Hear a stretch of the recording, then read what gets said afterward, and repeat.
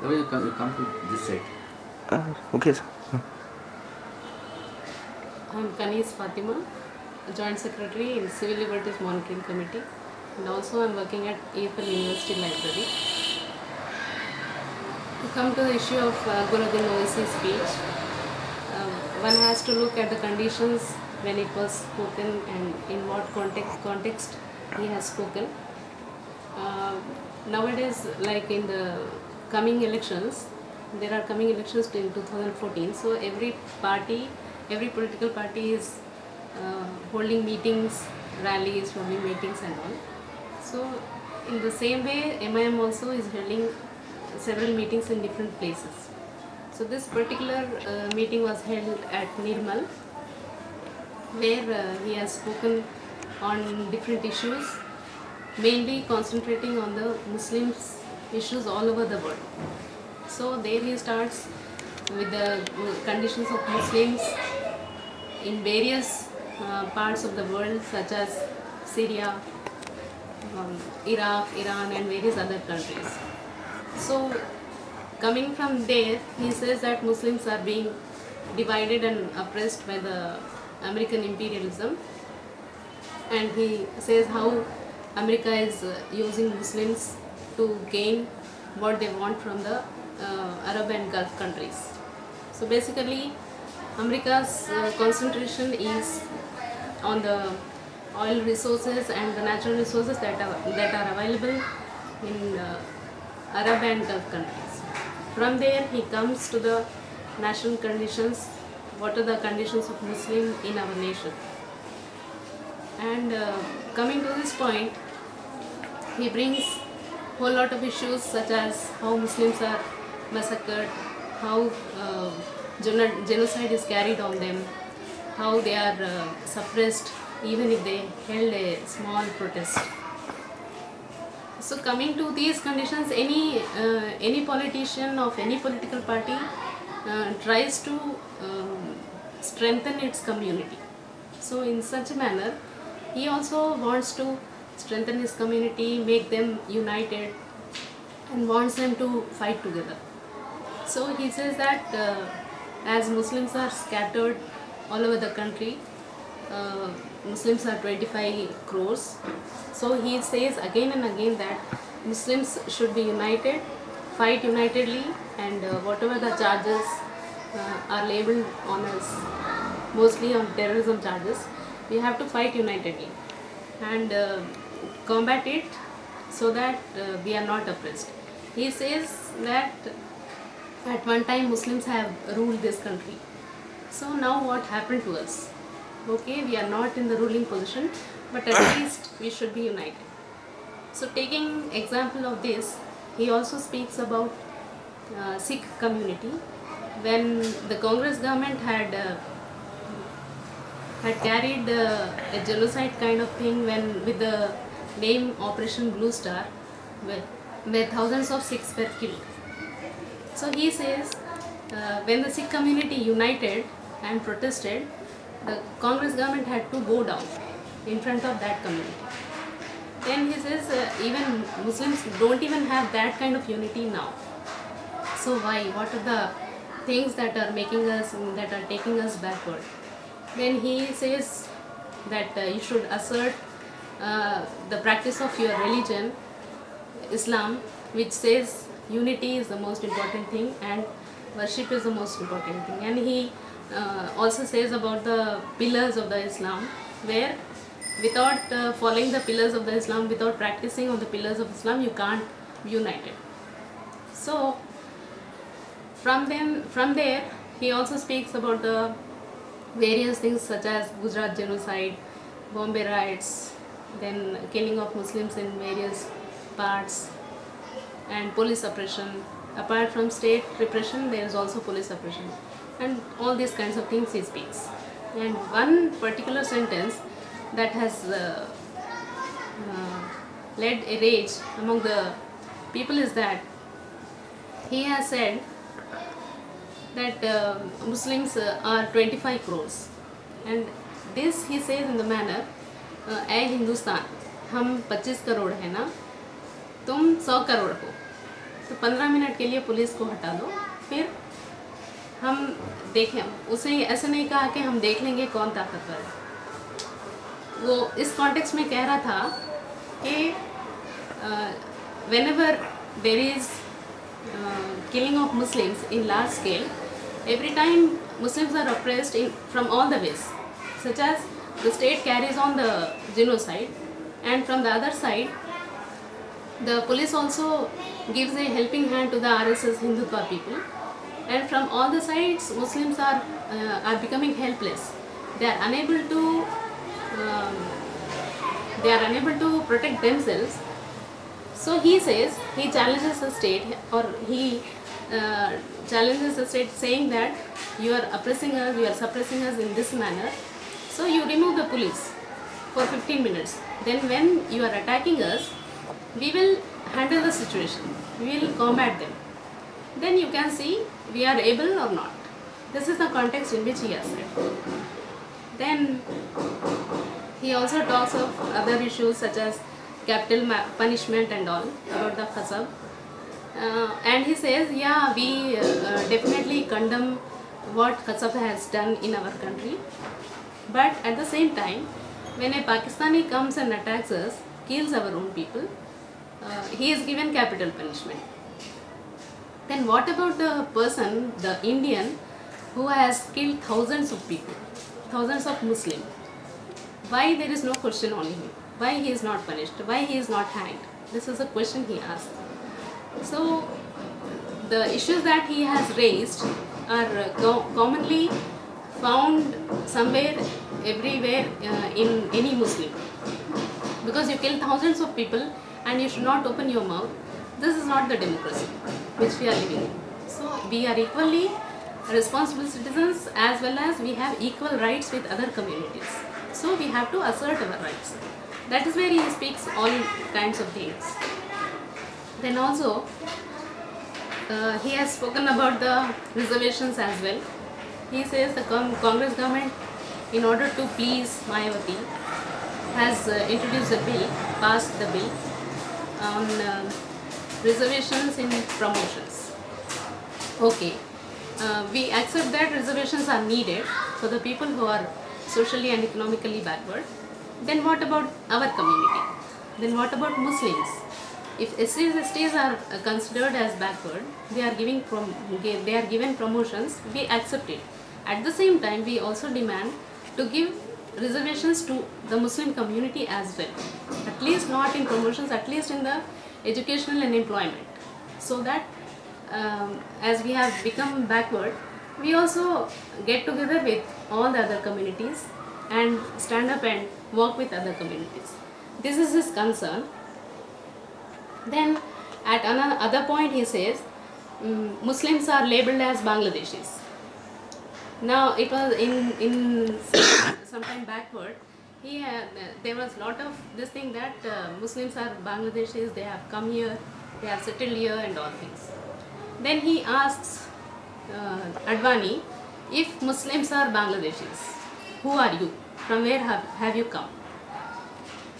So this is not the, he wants to bring one issue that if Muslims are Bangladeshis, are anti-nationals, anti-nation and all, then who all are you?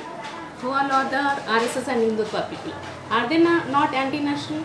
Are they not killing people, the Indians? This is his concern. So he says that we are Indians, we are Hindustanis, and we will never leave this country because we are born here. This India belongs to us, Hindustan belongs to us, and we will be here at any cost. This is the thing which he says. Then he comes to the issue of the issue which is much talked about. Another issue is that he is accused of defaming Hindu gods. But let me tell you that in his whole speech of 1.5 hours, 1 hour 50 minutes, he has never used a word saying Hindu. In his whole speech, Hindu word he has never used. One should very concentratingly listen to his speech. He has always said a Hindustan. His addressing the nation, he is addressing the police. He says, Ram Jethmalani has said that Ram has never existed. Not once he has taken Ram Jethmalani's name 4 to 5 times. And again he has said, I am not saying this. Ram Jethmalani has said that. I am not saying this. Ram Jethmalani has said that Lord Ram was never there. Even if he was there, where did he born? Because in Ayodhya there are, Ram Jethmalani has said that in Ayodhya there are 3 places, 3 mandirs where the pujaris are claiming that Ram is born in this particular place, by showing 3 places. Then there is a place called in Haryana named Kaushilyapuram, where those people assert that Ram was born at Kaushilyapuram. Now he says, Ram Jethmalani has also asked, if Ram has born here and there as well, then where all she went, where all the places Kaushilyapuram went and gave birth to Ram. This is a thing which he has asked by giving the reference of Ram Jethmalani. So he also has said that if Ram Jethmalani says such things, it is not wrong. And if I say, then I will be booked under cases. This also he has said in that. He also said that this Ram issue is not a new issue. Whenever Babri Masjid issue comes, definitely Ram Janmabhoomi issue also will come. Because this is a fight between the 2 religions, you can say. And in that he said, this Ram's history is of nearly 16 lakhs years old history.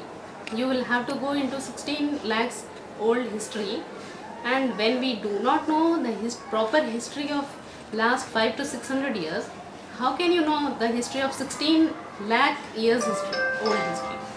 So that he questions. These are the main things which he has reflected upon. So basically I think he has countered the RSS and Hindutva people, where we are continuously saying that RSS and VHP people, especially in Hyderabad, they are concentrating on Hyderabad so much because at one time when Gujarat genocide happened, Modi had said, I will make Hyderabad another Gujarat.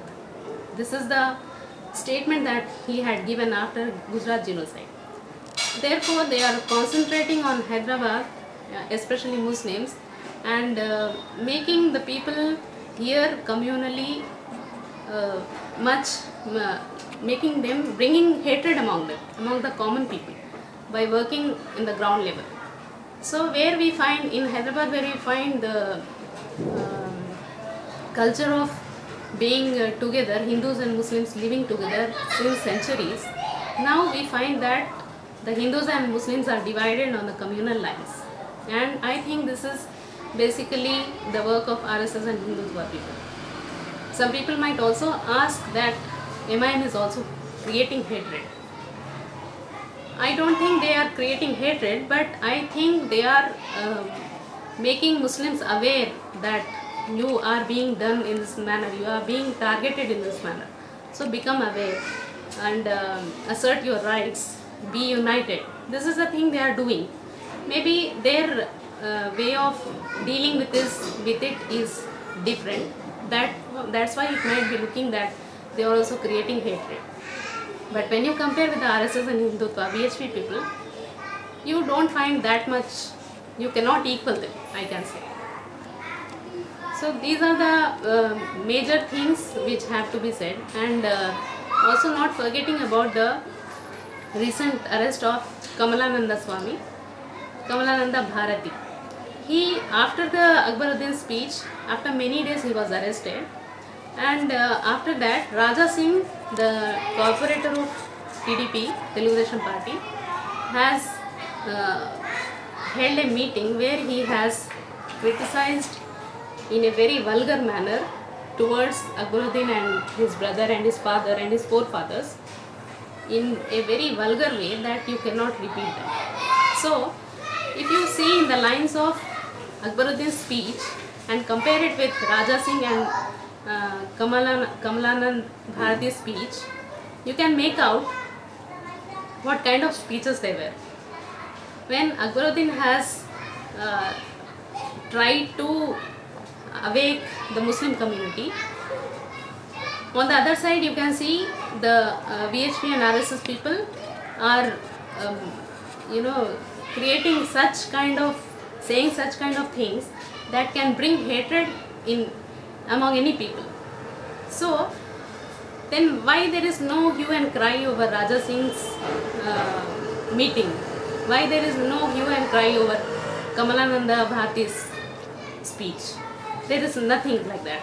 And on the other side, the VHP and RSS people are protesting against the Kamalananda Bharati's arrest. And also the media, which should be very neutral, says that Kamalananda Bharati is arrested for speaking against Akbaruddin. This is very ridiculous. How can you say that because he has spoken against Akbaruddin he is arrested?